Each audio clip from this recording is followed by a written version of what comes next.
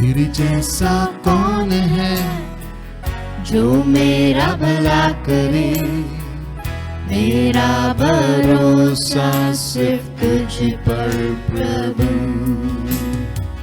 तेरे जैसा कौन है जो मेरा भला करे।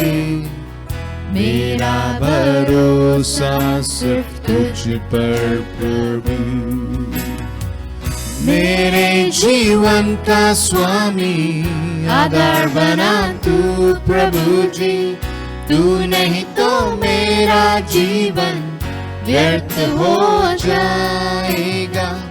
मेरे जीवन का स्वामी आधार बना तू प्रभु जी।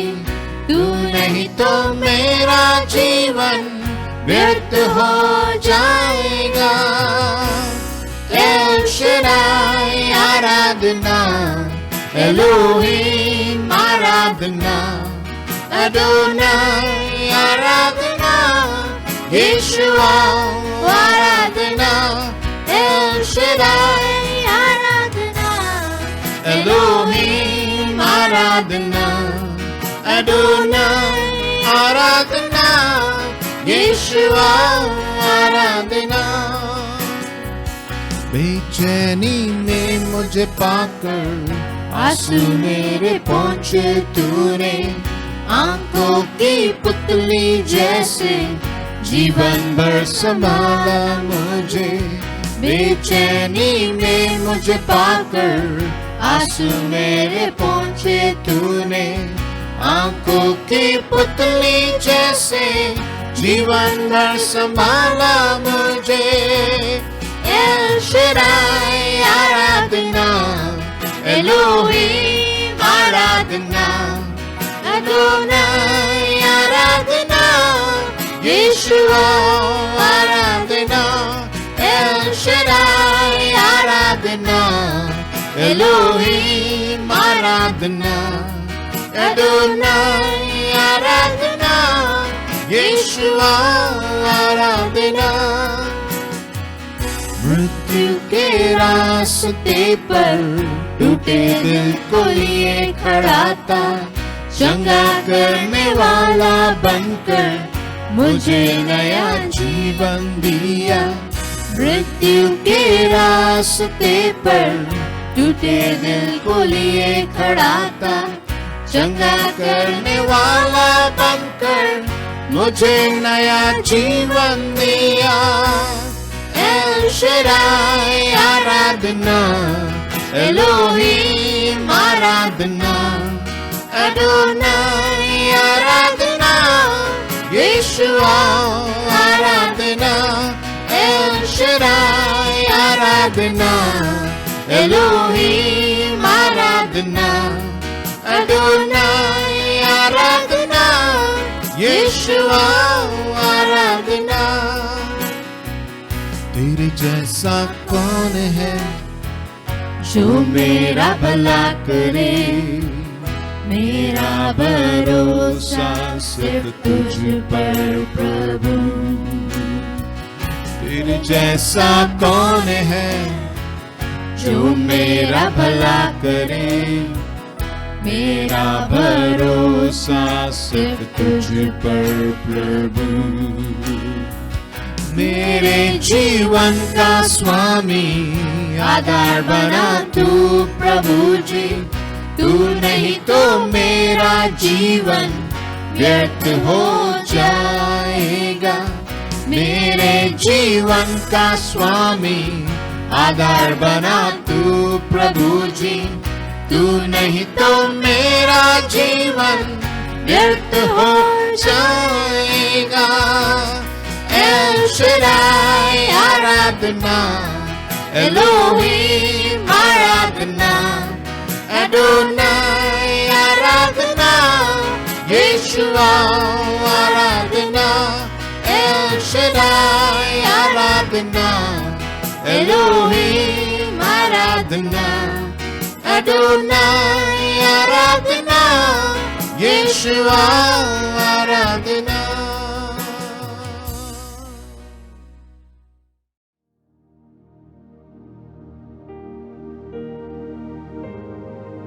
जय मसीह की। परमेश्वर का धन्यवाद देते हैं इस सुंदर समय का, जहां पे हम एक साथ मिलकर परमेश्वर के वचन को मनन करेंगे और उससे सुनेंगे। हाँ प्रियो, परमेश्वर हमारे साथ संगति करना चाहता है। वो चाहता है कि हम उसके साथ एक घनिष्ठता का संबंध रखें। आज मेरे संदेश का शीर्षक है परमेश्वर को घनिष्ठता से जानने की पुकार। परमेश्वर हमें पुकार रहा है। परमेश्वर उन लोगों को ढूंढ रहा है जो उसके प्रति प्रेम को रखते हैं, जो उसके प्रति उस जोश को रखते हैं, क्योंकि वो चाहता है कि हम उसके साथ एक घनिष्ठता का एक मजबूत हम संबंध रख सकें। यदि हम बाइबल में देखें, परमेश्वर के जितने भी दास दासी थे, परमेश्वर के जो जन थे, शुरुआत से ही उसके साथ एक घनिष्ठता का संबंध उन्होंने रखा। और इसी वजह से हम उनके जीवन में जो बड़ी बड़ी बातें, जो घटनाएं घटी हैं, उसको देखकर हम उत्साहित होते हैं, क्योंकि परमेश्वर उनके साथ था। परमेश्वर उनके साथ बातें करता था, परमेश्वर उनके साथ चला करता था। हमेशा वो परमेश्वर की उपस्थिति में रहा करते थे। और आज भी परमेश्वर यही चाहता है। वो उन लोगों को ढूंढ रहा है जो उसके प्रति प्रेम रखते हैं। वो उन लोगों को ढूंढ रहा है जो उसके प्रति एक जोश रखते हैं, जो उसको ढूंढ रहे हैं, क्योंकि परमेश्वर उन लोगों को खोज रहा है जो उसको खोजता है। आमीन। आइए हम आज परमेश्वर के वचन को देखेंगे। और इसीलिए तो परमेश्वर ने हम परमेश्वर की देह, हम कलीसिया को उसने दुल्हन कहा है। यदि हम इफिसियों की किताब उसके 5वें अध्याय में पढ़ते हैं तो उसमें ऐसा लिखा है कि हे पतियों, अपनी पत्नियों को प्रभु यीशु मसीह के समान जो अपनी कलीसिया से प्रेम करता था वैसा प्रेम करो। तो इसमें साफ साफ लिखा है कि हम प्रभु यीशु मसीह की कलीसिया उसकी दुल्हन है। और प्रकाशित वाक्य में अगर हम देखें उसके 19 और 21वें अध्याय में, उसमें साफ साफ लिखा हुआ है कि हमारा दुल्हा एक दिन आएगा अपनी दुल्हन यानी कलीसिया हमें ले जाने को। और 21वें अध्याय में लिखा है कि वहां एक नया यरूशलेम होगा। हाँ प्रियो, वो कितना अच्छा दिन होगा। और प्रभु यीशु मसीह का आगमन बहुत ही निकट है। वो जरूर आएगा, वो हमें ले जाएगा। हम उसकी दुल्हन है, हम कलीसिया उसकी दुल्हन है। वो हमसे बहुत प्रेम करता है। वो चाहता कि इन दिनों जब हम इस संसार में हैं, हम उसके साथ वो घनिष्ठता का संबंध रखें, वो एक संबंध मजबूत रखें। आमीन। आइए हम आगे बढ़ेंगे। इसको हम देखते हैं 1 कुरिन्थियों उसके पहले अध्याय के 9वें वचन में, जहां पे साफ साफ लिखा है, परमेश्वर सच्चा है जिसने तुमको अपने पुत्र हमारे प्रभु यीशु मसीह की संगति में बुलाया है। संगति में बुलाया है। पौलुस कहता है कि परमेश्वर ने प्रभु यीशु मसीह की संगति में हमें बुलाया। वो चाहता है कि हम उसके साथ संगति में बने रहें। और एक और वचन जो हमेशा सभा के अंत में हम देखते हैं, 2 कुरिन्थियों 13:14, कि प्रभु यीशु मसीह का अनुग्रह और पिता का प्रेम और पवित्र आत्मा की सहभागिता हम सबके साथ सदा बनी रहे। वो चाहता है कि हम उसके साथ सहभागी हों। इसलिए तो ये वचन लिखा है। इसलिए हम जब भी हम इन वचनों को पढ़ते हैं तो हमें समझना है कि परमेश्वर चाहता है कि हम उसके साथ वो संबंध रखें, उसके साथ वो सहभागी बनकर रहें। आमीन। ये कैसे होगा? जब हम परमेश्वर को हम घनिष्ठता से जानेंगे। फिलिपियों उसके 2 अध्याय के पहले और 2 वचन में इस प्रकार लिखा है, अतः यदि मसीह में कुछ शांति और प्रेम से ढाढ़स और आत्मा की सहभागिता और कुछ करुणा और दया है, तो मेरा यह आनंद पूरा करो कि एक मन रहो और एक ही प्रेम, एक ही चित्त, एक ही मनसा रखो। यहां पे पौलुस जो है एक सच्चाई को बताते हुए लोगों से प्रश्न पूछ रहा है, और वो चाहता है कि हम परमेश्वर के साथ वो घनिष्ठता का संबंध रखें। देखिए इसमें लिखा हुआ है आत्मा की सहभागिता। वो चाहता है कि हम उसके साथ सहभागी बने, उसके साथ जो है वो एक ऐसा रिश्ता, एक ऐसा संबंध बनाए। आमीन। और इस चीज को हमें समझने के लिए हमें एक शब्द को बहुत ही अच्छी तरह समझना होगा। संगति यानी सहभागिता, वो क्या है? अंग्रेजी में ये शब्द है फेलोशिप। और ये क्या है? ये संगति क्या है? ये सहभागिता क्या है? और यदि हम यूनानी भाषा में देखें तो वो उस शब्द को कोइनोनिया बोलते हैं। इसका मतलब क्या है? इसका मतलब यह है कि आप अपने जीवन में किसी को एक भाग देते हैं। मेरा जीवन है, मैं जिसके साथ संबंध रखता हूं या वो घनिष्ठता का संबंध रखता हूं, तो मैं उसको अपने जीवन का एक भाग देता हूं। वो मेरे साथ मिलके रहता है, वो मेरे हर समय, हर किसी परिस्थिति में वो मेरे साथ है, मैं उसके साथ हूं। मतलब हमें कोई अलग नहीं कर सकता है। उसे बोलते हैं संगति, हमेशा संग रहना। हाँ प्रियो, परमेश्वर भी हमारे साथ संग रहना चाहता है और हमें उसके संग रहना है। तभी जो है हम वो घनिष्ठता का संबंध रख सकते हैं। अब ये नहीं कह सकते कि मैं इस समय इस जगह पर मैं जा रहा हूं तो मुझे तुम्हारी जरूरत नहीं है। नहीं, किसी भी जगह में जाएं, कुछ भी करें, आप उसको साथ ले जाएं। वही सहभागिता है, वो संगति है। संग रहना हर बात में। परमेश्वर चाहता है कि हम उसके साथ संगति में बने रहें। यही है घनिष्ठता का संबंध। इसलिए आइए हम देखेंगे कि फिलिपियों उसके 3 अध्याय के 7वें और 8वें और 10वें वचन में यहां पे पौलुस क्या कहता है अपने जीवन के बारे में। देखिए उसमें, परंतु जो जो बातें मेरे लाभ की हैं उन्हीं को मैंने मसीह के कारण हानि समझ लिया है। पौलुस कह रहा है अपने जीवन के बारे में, प्रभु यीशु मसीह के साथ संगति रखने के लिए, उसके उस संबंध को पाने के लिए वो कह रहा है, वरन मैं अपने प्रभु मसीह यीशु की पहचान की उत्तमता के कारण सब बातों को हानि समझता हूं। उसकी, यीशु की पहचान की उत्तमता, उसको पहचानना है, उसे हमें अच्छी तरह जानना है, जिसके कारण मैंने सब वस्तुओं की हानि उठाई और उन्हें कूड़ा समझता हूं, जिससे मैं मसीह को प्राप्त करूं, ताकि मैं उसको और उसके मृत्युंजय की सामर्थ को और उसके साथ, देखो, मैं सहभागी होने के मर्म को जानूं कि उसकी मृत्यु की समानता को प्राप्त करूं। यहां पे पौलुस ने जो कुछ पाया है मसीह के साथ उस संबंध को रखने के लिए सब कुछ छोड़ सकता है। वो सब बातें जो है उसको उसने कूड़ा समझा है। मतलब वो जो संबंध है उसके सामने ये सब बातें जो हमारे पास आज हैं वो सब कूड़े के समान है। पौलुस कहता है किसी चीज को पाने के लिए हमने खूब मेहनत की, बहुत मेहनत करके हमने उस वस्तु को पाया, परंतु प्रभु के साथ उस संबंध को रखना, उसकी तुलना उसके साथ नहीं कर सकते। उसके सामने ये जो वस्तु हमने बड़ी मेहनत से पाया है वो कूड़े के समान है।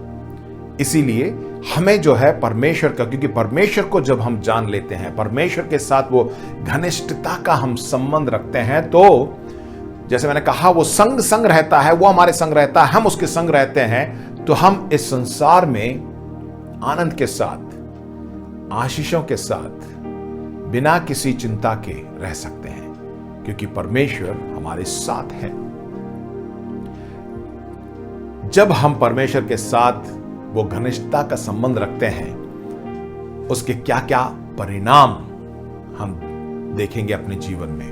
यही मेरा संदेश है जो कि मैं 3 बिंदुओं के आपके सामने लेके आऊंगा।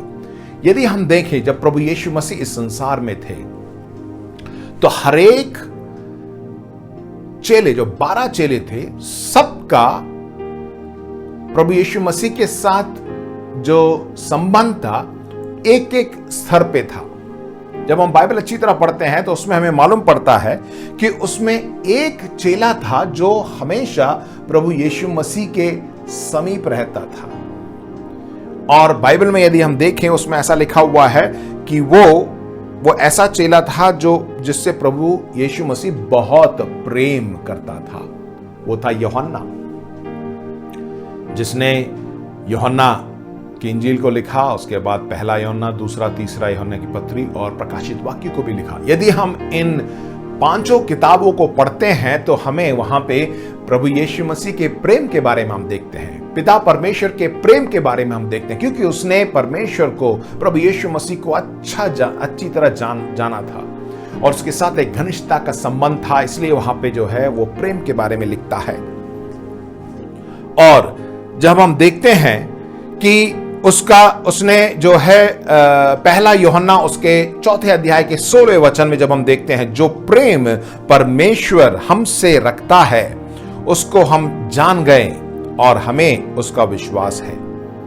परमेश्वर प्रेम है और जो प्रेम से बना रहता है वो परमेश्वर में बना रहता और परमेश्वर उसमें बना रहता है। यूहन्ना ने साफ साफ लिखा कि परमेश्वर प्रेम है। उसने परमेश्वर को ही प्रेम, मतलब इतना एक ऐसा संबंध था कि उसने परमेश्वर को प्रेम बोल के पुकारा। परमेश्वर खुद प्रेम बन जाता है तो कितनी अच्छी बात है। आमीन।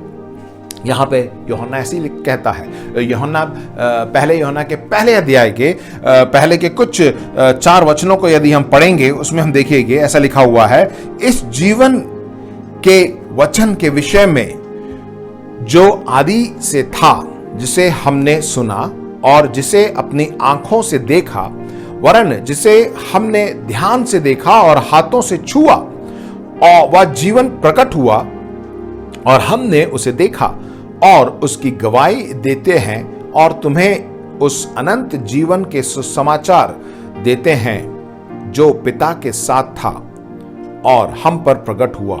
जो कुछ हमने देखा और सुना है उसका समाचार तुम्हें भी देते हैं, इसलिए कि तुम भी हमारे साथ सहभागी हो और हमारी यह सहभागिता पिता के साथ और उसके पुत्र यीशु मसीह के साथ, और ये बातें हम इसलिए लिखते हैं कि हमारा आनंद पूरा हुआ। यहां पे यूहन्ना जो है उस प्रेम को अनुभव करके बताता है, वो अपने अनुभवों को यहां पे बताता है, क्योंकि वो प्रभु यीशु मसीह के साथ था, इतना नजदीक था कि वो उसने अच्छी तरह प्रभु यीशु मसीह को पहचान लिया था।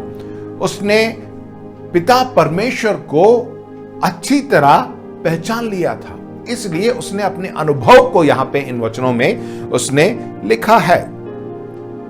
बहुत सी बातें हम यूहन्ना के जीवन में देखते हैं और हम देखते हैं कि घनिष्ठता का संबंध रखने से हमारे जीवन में क्या क्या परिवर्तन आते हैं या उससे हमें क्या प्राप्त होता है। आमीन। तो सबसे पहला बिंदु हम देखेंगे, परमेश्वर को घनिष्ठता के जानने का परिणाम, असाधारण निकटता। एक इतने समीप हम आ जाते हैं जो कोई सोच भी नहीं सकता है।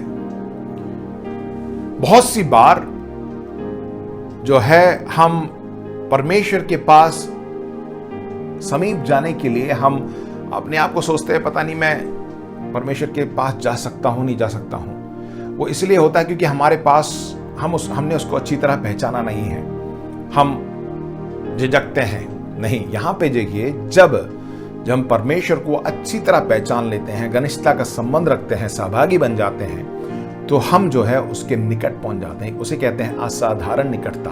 देखिए यहां पे यूहन्ना के बारे में ही देखें तो यूहन्ना उसके 13वें अध्याय के 21 से 25वें वचन तक यदि हम पढ़ें, मैं आपके लिए पढ़ देता हूं। ये बातें कहकर यीशु आत्मा में व्याकुल हुआ और वह गवाही दी, मैं तुमसे सच सच कहता हूं कि तुम में से एक मुझे पकड़वाएगा। चेले संदेह से कि वह किसके विषय में कहता है, एक दूसरे की ओर देखने लगे। उसके चेलों में से एक, जिससे यीशु प्रेम रखता था, यीशु की छाती की ओर झुका हुआ बैठा था।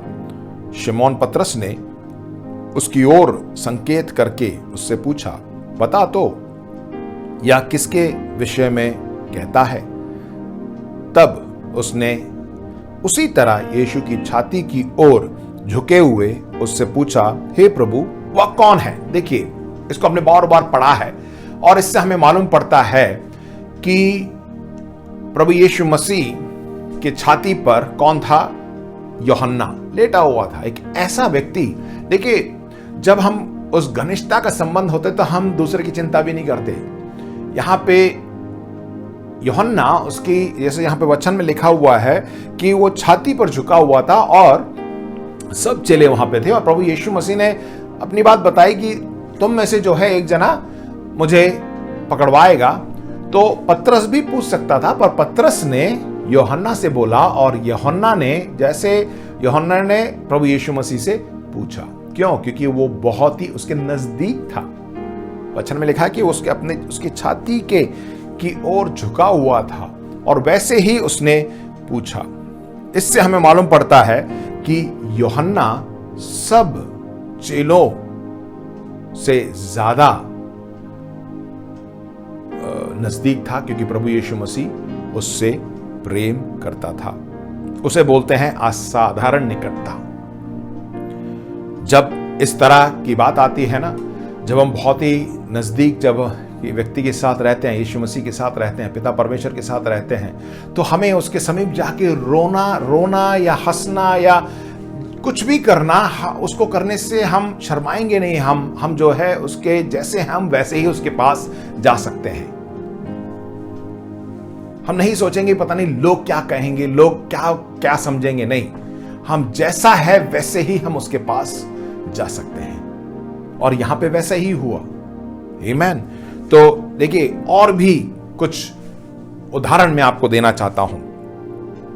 यदि हम मूसा के जीवन में देखें, मूसा भी जो है परमेश्वर के संग था। यहां पे मूसा, उसके निर्गमन उसके 33वें अध्याय के 11वें वचन में लिखा हुआ है, और यहोवा मूसा से इस प्रकार आमने सामने बातें करता था जिस प्रकार कोई अपने भाई से बातें करे। देखिए, एक भाई के समान, एक मित्र के समान परमेश्वर जो है मूसा से बातें करता था, क्योंकि मूसा जो है परमेश्वर के साथ का उसका जो संबंध था वो घनिष्ठता का संबंध था। हाँ प्रियो, हम भी चाहते हैं कि हम इतने नजदीक रहें। आमीन, हालेलुया। मूसा है। और एक उदाहरण देखेंगे, मरियम। लूका उसके 10वें अध्याय के 38 से 42वें वचन तक आप बाद में जाके पढ़िएगा। उसमें जो है लिखा है कि प्रभु यीशु मसीह मार्था मरियम के घर आए, और देखिए वहां पे क्या घटना घटती है। मार्था अपने घर में जो है काम करती है, परंतु मरियम जो है प्रभु यीशु मसीह के चरणों में बैठकर उसके वचनों को सुनती है, और उसके इतने नजदीक कि वो उसके चरणों पे बैठी होती है। जब हम घनिष्ठता का संबंध रखते हैं तो आप उसके बहुत ही नजदीक रहते हैं। और प्रभु यीशु मसीह ने कहा कि मरियम ने जो है उत्तम भाग को चुना है, वो उसके नजदीक थी।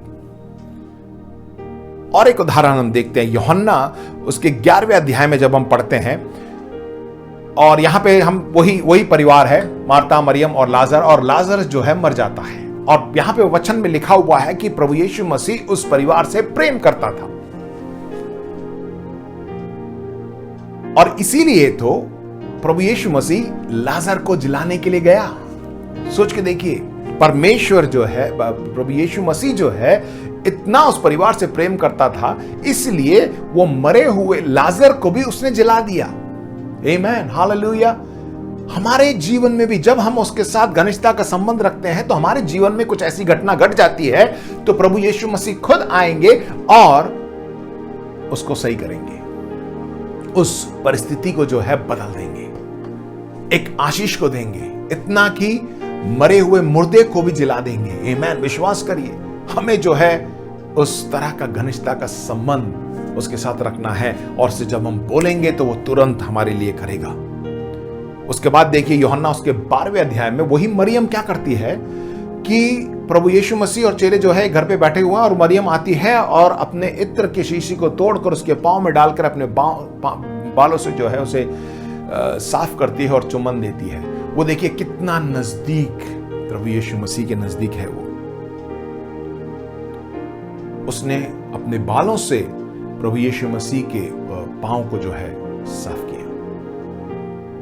यहां पे हम देखते हैं कि वो भी जो है प्रभु यीशु मसीह के नजदीक थी। इसलिए मैंने बताया कि ये एक असाधारण निकटता है। दुनिया चाहे कुछ भी हो, अगर आप उस घटना को अगर आप पढ़ेंगे यूहन्ना उसके 12वें अध्याय में, तो चेले लोग भी बोलने लगे और उनमें से जुदा इस्करियोत था, वो भी बोलने लगा कि अगर ये बाजार में बेचा जाए तो बहुत पैसा मिलेगा। देखिए, बहुत उन्होंने बातें कही, परंतु मरियम ने जो किया है वो उत्तम चीज की। हाँ प्रियो, क्यों? क्योंकि वो उसको समझ गई थी, पर प्रभु यीशु मसीह के साथ जो घनिष्ठता का संबंध है वही सबसे मजबूत है। हाँ प्रियो, हम भी जो है उसी निकटता को जानना है, हमें जाना है, हम चाहते हैं। दूसरी बात, जब हम परमेश्वर को घनिष्ठता से जानते हैं तो हमारे पास एक विशेष पहुंच होती है, विशेष पहुंच। बहुत सी बार हम चाहते हैं कि हम उस तक पहुंचे।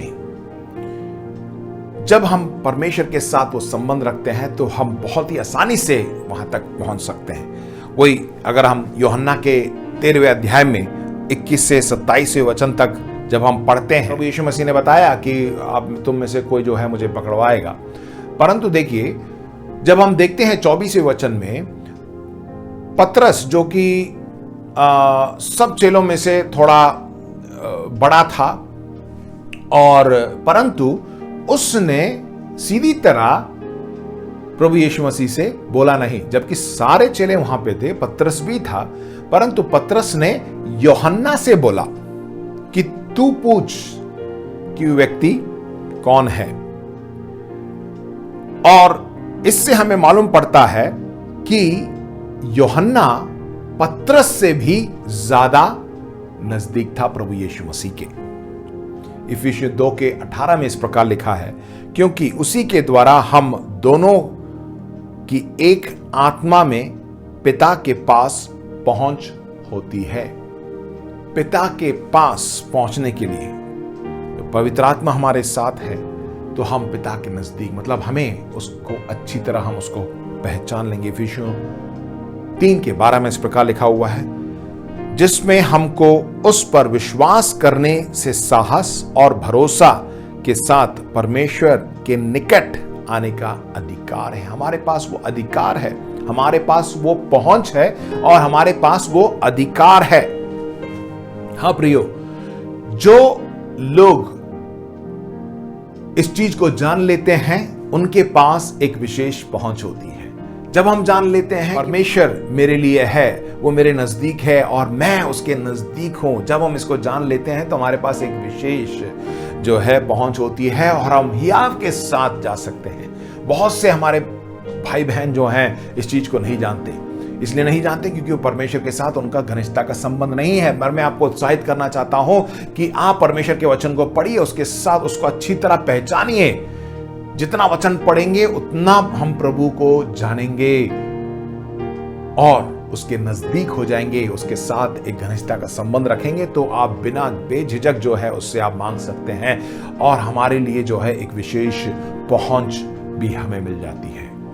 आमीन। उदाहरण के लिए अब्राहम को हम देखें, उत्पत्ति के 18वें अध्याय में देखिए, परमेश्वर कहता है कि मैं सोदोम आदि नगर को विनाश करने वाला हूं। अब्राहम परमेश्वर के इतने नजदीक था कि उसने कहा, हे प्रभु, यदि 50 धर्मी जन वहां मिल जाएंगे तो तू क्या उसे बख्श देगा और उसको नहीं करेगा? तो परमेश्वर कहता हाँ। देखिए, उसके बाद भी वो कहता है, उसके बाद फिर से वो पूछता है, प्रभु वो गिनती ला के शायद उसने सोचा होगा यार 50 तो बहुत मुश्किल है, 50 भी नहीं है। फिर वो कहता है, प्रभु अगर 45 लोग हों तो? परमेश्वर कहता हाँ, तब भी मैं नाश नहीं करूंगा। उसके बाद वो 40 पे आ जाता है, 30 पे आ जाता है। बार बार वो बोलता है, प्रभु यदि 20 लोग होंगे तो? उसके बाद प्रभु बोलता नहीं, उसके बाद बोलता है अगर 10 लोग होंगे तो? परमेश्वर कहता है तो भी मैं जो है नाश नहीं करूंगा। तो सोच के देख, कभी कभार ना हम भी सोचते हैं कि कहां 50 और कहां 10, मतलब वो धीरे धीरे धीरे इतनी देर बात करता रहा, परमेश्वर ने उसे डांटा नहीं, परमेश्वर नाराज भी नहीं हुआ। क्यों? क्योंकि उसके पास एक विशेष पहुंच थी। वो बिना झिझके, बिना घबराहट के वो जो है परमेश्वर से बातें करता है।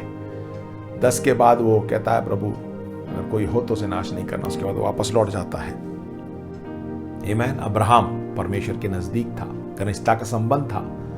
उसके बाद दानियल के बारे में देखते हैं। दानियल की किताब में बहुत से ऐसे अध्याय, 2 अध्याय, 4, 5, 7वां, अगर हम देखें इसमें जो है बहुत से स्वप्न का अर्थ जो है दानियल उसे बताता है। क्यों? परमेश्वर जो है सारे स्वप्नों का जो अर्थ जो है दानियल को देता है। इतना कि जब उस दीवार पे जो है लिखा गया था उसका भी अर्थ दानियल को देता है। इसका मतलब क्या है? परमेश्वर जो है उससे बातें करता है। इतना ही नहीं, दानियल के स्वप्न नहीं पर राजा के स्वप्न का भी अर्थ वो बताता है। राजा के स्वप्न को भी बताता है और उसके अर्थ को भी बताता है। क्यों? क्योंकि परमेश्वर के साथ उसका एक घनिष्ठता का संबंध था। परमेश्वर उसको सब कुछ बताया करता था। इतना ही नहीं, जब उसे शेरों की मांग में डाल दिया गया, वहां पर भी एक विशेष पहुंच थी और उसमें लिखा हुआ कि परमेश्वर ने जो है उसके सिंह जो है वहां पे जो शेरों की मांग थे उसके मुंह को बंद कर रखा था, शेरों को मुंह को बंद कर रखा था। क्यों? क्योंकि दानियल वहां पे था और उसके बाद दानियल ने प्रार्थना की होगी, परमेश्वर पे भरोसा किया। उसने बोला होगा कि प्रभु ये सारे सिंहों के जो मुंह को तो है बंद कर दे, और उसने वो बंद कर दिया। क्या हम इस तरह हम परमेश्वर से बात कर सकते हैं? हाँ, कर सकते हैं, जब हम उसके साथ एक घनिष्ठता का संबंध रखते हैं। और एक उदाहरण, पतरस, याकूब और यूहन्ना, ये भी जो है प्रभु यीशु मसीह के साथ रहा करते थे। ये बहुत ही नजदीक थे। मत्ती उसके 17वें अध्याय के पहले वचन में हम देखते हैं, 6 दिन के बाद यीशु ने पतरस, याकूब और उसके भाई यूहन्ना के साथ लिया, उन्हें एकांत में किसी ऊंचे पहाड़ पर ले गया। वहां उनके सामने उसका रूपांतर हुआ और उसका मुंह सूर्य के समान चमका और उसका वस्त्र ज्योति के समान उजाला हो गया। और मूसा और एलिया उसके साथ बातें करते हुए जिन्हें उन्हें दिखाई दिए। आमीन, हालेलुया। यहाँ पे पतरस, यूहन्ना और याकूब को ही प्रभु यीशु मसीह के रूपांतर को उन्होंने देखा। बहुत से चेले थे, बहुत से लोग भी थे, पर उनको ही ये मौका मिला। कितना बड़ा सौभाग्य है। हम भी चाहते हैं कि कुछ ऐसा हम देखने पाए। जब हम परमेश्वर के साथ रहते हैं तो हम जो है इस तरह की घटना हमारे साथ भी घट सकती है। बाइबल में किसी ने भी प्रभु यीशु मसीह के रूपांतर को नहीं देखा। ये कितनी बड़ी बात है। मतलब उनको भी जो है बड़ा, उसके बाद देखिए बहुत सी बातें भी बताते हैं, पर वो उनको एक मौका मिला। यही है एक असाधारण पहुंच, जब हम उसके नजदीक, एक विशेष पहुंच। दूसरा बिंदु था, आमीन। आगे हम बढ़ेंगे तीसरे बिंदु में। जब हम परमेश्वर के साथ घनिष्ठता का संबंध रखते हैं तो भरोसा और जिम्मेदारी हमें मिलती है। यूहन्ना उसके 19वें अध्याय में अगर देखें कि प्रभु यीशु मसीह को क्रूस पर चढ़ा दिया गया है और उसका अंतिम समय आ चुका था, और वहां पे 25 और 26, 27 में हम देखते हैं, अतः सैनिकों ने ऐसा ही किया। यीशु के क्रूस के पास उसकी माता और उसकी माता की बहन, क्लोपास की पत्नी मरियम और मरियम मगदलिनी खड़ी थी। जब यीशु ने अपनी माता और उस चेले को जिससे वह प्रेम रखता था पास खड़े देखा तो अपनी माता से कहा, हे नारी, देख, या तेरा पुत्र है। तब उसने चेले से कहा, या तेरी माता है। और उसी समय से वह चेला उसे अपने घर ले गया।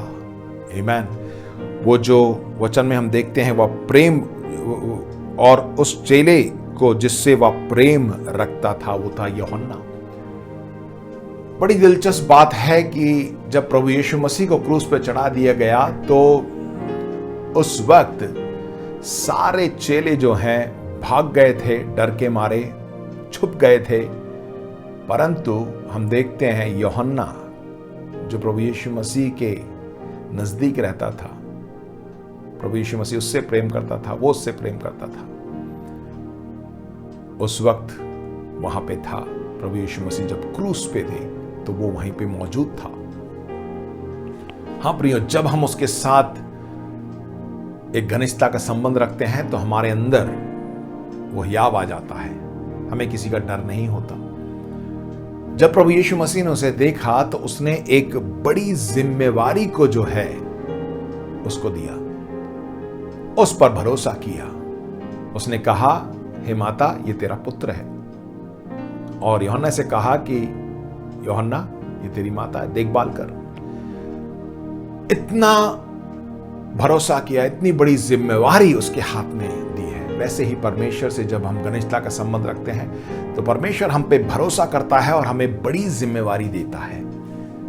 बहुत सी बार हम दूसरों को देखकर, दूसरे परमेश्वर के दास दासियों को देखकर, विश्वासियों को देख के बोलते हैं कि परमेश्वर उसे आशीष देता है, उसी के पास सब कुछ है। ऐसा क्यों? क्योंकि वो परमेश्वर के साथ घनिष्ठता का संबंध रखते हैं और परमेश्वर जो है उन पे भरोसा करता है और उनको बड़ी बड़ी जिम्मेवारी देता है, क्योंकि वो जानता है कि वो वैसा ही करेंगे जैसा परमेश्वर चाहता है, क्योंकि हम उसके साथ एक घनिष्ठता का संबंध रखते हैं। आमीन। और इन अंतिम दिनों में परमेश्वर उन लोगों को ढूंढ रहा है जो भरोसेमंद हैं, जो जिम्मेवारी को अपने कांधे पे उठा सकते हैं और उसके कार्य को पूरा कर सकते हैं। और वो तभी होगा जब हम परमेश्वर के साथ घनिष्ठता का संबंध रखेंगे। यदि हम देखें दूसरा इतिहास 16:9 पहला भाग, देख यहोवा की दृष्टि सारी पृथ्वी पर इसलिए फिरती रहती है कि जिनका मन उसकी ओर निष्कपट रहता है। परमेश्वर ढूंढ रहा है, परमेश्वर उन लोगों को ढूंढ रहा है, वो लोग जो उसके प्रति प्रेम रखते हैं, वे लोग जो उसको खोजते हैं और जिनके मन निष्कपट हैं। हाँ प्रियो, हम जब परमेश्वर के साथ वो घनिष्ठता का संबंध रखते हैं, वो हमें बड़ी जिम्मेवारी को देगा। इस अंधकार भरे संसार में लोग मर रहे हैं, लोग पाप में डूब रहे हैं। परमेश्वर चाहता है कि हम उनको सुसमाचार सुनाएं। वो जिम्मेवारी उसने हमें दी है, हमें इस सुसमाचार को ले जाना है और उसके बारे में हम तभी लोगों तक पहुंचा सकते हैं जब हम उसको अच्छी तरह पहचान लेंगे, घनिष्ठता का संबंध रख लेंगे। तो जो है हम लोगों को सुसमाचार बड़ी आसानी से, जो हमने अनुभव किया, जैसे यूहन्ना ने अनुभव किया, जैसे पौलुस ने अनुभव किया, वैसे जो है हम अपने अनुभव को रखकर सुसमाचार को लोगों तक पहुंचा सकते हैं। आमीन।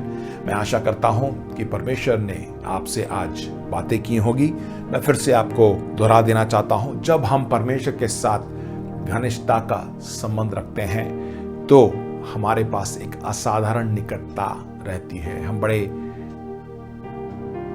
हियाव के साथ उसके निकट पहुंच सकते हैं। उसके बाद हमने देखा कि हमारे पास एक विशेष पहुंच होती है, चाहे कोई भी परेशानी हो, कुछ भी हो, उस तक पहुंच सकते हैं। और आखिरी में देखा कि हमें परमेश्वर हम पर भरोसा करेगा, हमें बड़ी जिम्मेवारी देगा। आइए अपनी आंखों को बंद करें, हम प्रार्थना करें। पिता परमेश्वर, धन्यवाद देते हैं सुंदर समय के लिए, धन्यवाद देते हैं तेरे वचनों के लिए। पिता, तू उन लोगों को ढूंढ रहा है जो तुझे खोज रहे हैं, जो तुझसे प्रेम करते हैं। प्रभु, हम तेरे उस सच्चे प्रेम को जानने पाए। धन्यवाद देते हैं तेरा जो वचन जो हमें दिया गया है, हम उसको पढ़ें, मनन करें और उस पर चल सकें और तुझे अच्छी तरह पहचान सकें। धन्यवाद कि तूने आज हमसे बातें की हैं। तू हमारी अगुवाई कर। सारा आदर, महिमा, अधिकार तुझे देते हैं। प्रभु यीशु मसीह के नाम से इस प्रार्थना को मांगते हैं, आमीन। आइए हम सब मिलकर अनुग्रह वचन एक साथ बोलेंगे। प्रभु यीशु मसीह का अनुग्रह और परमेश्वर का प्रेम और पवित्र आत्मा की सहभागिता तुम सबके साथ होती रहे। आमेन, आमेन। प्रभु आपको आशीष दे।